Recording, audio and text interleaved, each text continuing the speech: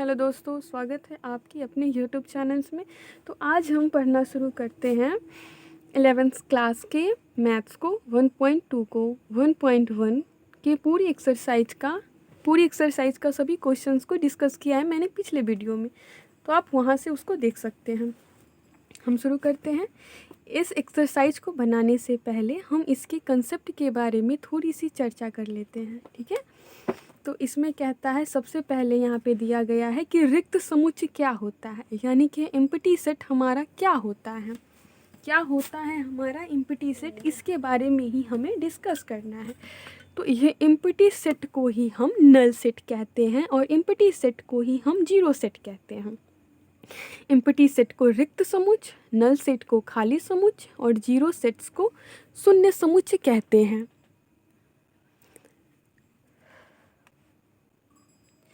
रिक्त समुच्चय किसे कहते हैं, अब हमें इसे देखना है कि हमारा रिक्त समुच्चय किसे कहते हैं।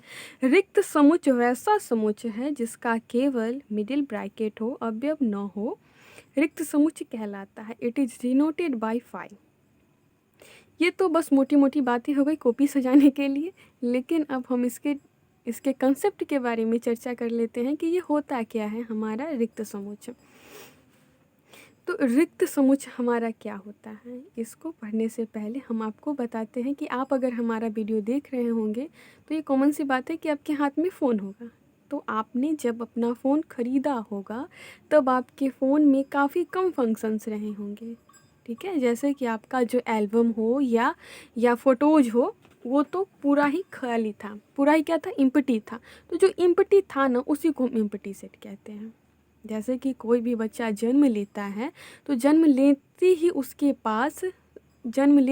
पास सभी दिमाग नहीं आ जाते हैं एक साथ, तो उसका दिमाग क्या होता है, एम्प्टी होता है, एकदम से खाली होता है। जैसे कि अगले उदाहरण के बारे में हम चर्चा कर लें, जैसे कि एक सेट हमारा क्या होता है। सेट होता है हमारा कि अगर कोई वोवेल दिया गया हो, ए ई आई ओ यू, इसे मिडिल ब्रैकेट में सजाना हमारा सेट कहलाता है, ठीक है, सेट कहलाता है। बट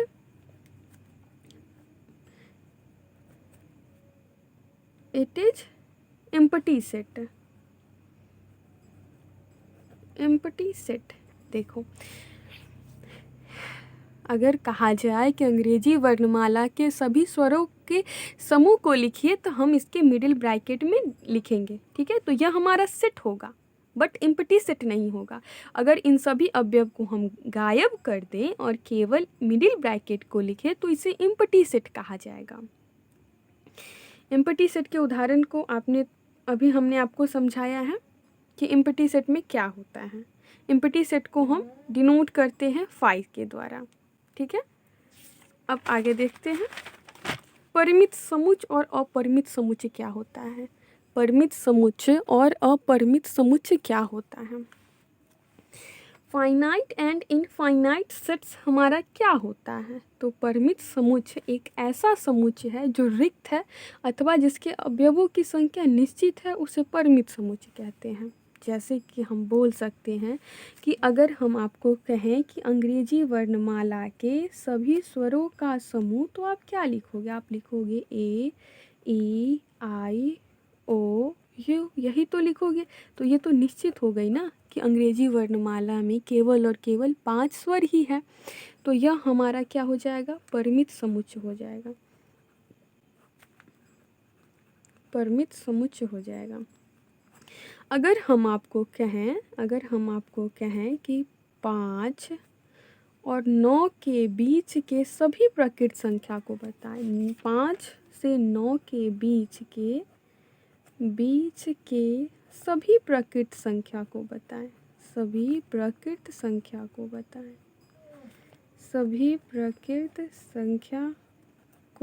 बताएं। तो आप क्या बताओगे, आप तो यही बताओगे ना कि 5 के बाद होगा 6, 7, 8, 9, क्योंकि प्राकृत संख्या क्या होता है, गिनती की संख्या को हम प्राकृत संख्या कहते हैं। क्या कहते हैं, गिनती की संख्या को हम प्राकृत संख्या कहते हैं। जैसे कि यहाँ एम्प्टी सेट जो है ना, वो जितना भी एम्प्टी सेट होता है सभी परिमित समुच्चय होता है। जितना भी एम्प्टी सेट होता है, बोले कि रिक्त समुच्चय परिमित समुच्चय होता है। क्या होता है? रिक्त समुच्चय परिमित समुच्चय होता है। कैसे परिमित समुच्चय होता है? रिक्त समुच्चय परिमित समुच्चय होता है। क्यों होता है? तो जिस तरह से रिक्त समुच्चय में यह निश्चित किया गया है, कि उसके अब उसमें एक भी अवयव न हो, खाली होंगे, उसी तरह परिमित समुच्चय में भी यह निश्चित किया गया है कि अवयवों की संख्या निश्चित होगी। यह हमारा परिमित समुच्चय हो गया। अब हम देखते हैं अपरिमित समुच्चय को। अपरिमित समुच्चय क्या होता है? अपरिमित समुच्चय एक ऐसा समुच्चय है जिसके अवयवों की संख्या अनिश्चित होती है। क्या होती है? अनिश्चित होती है। उदाहरण के लिए हम देखें तो हम देखेंगे कि अगर हम आपको कह दें कि सभी प्राकृत संख्या को लिखो, क्या करो? सभी प्राकृत संख्या को लिखो।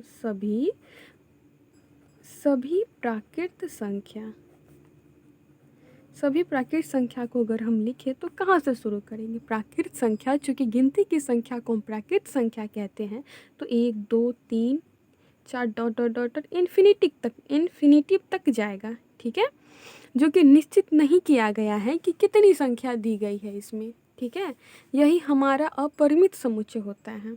क्या होता है? अपरिमित समुच्चय होता है।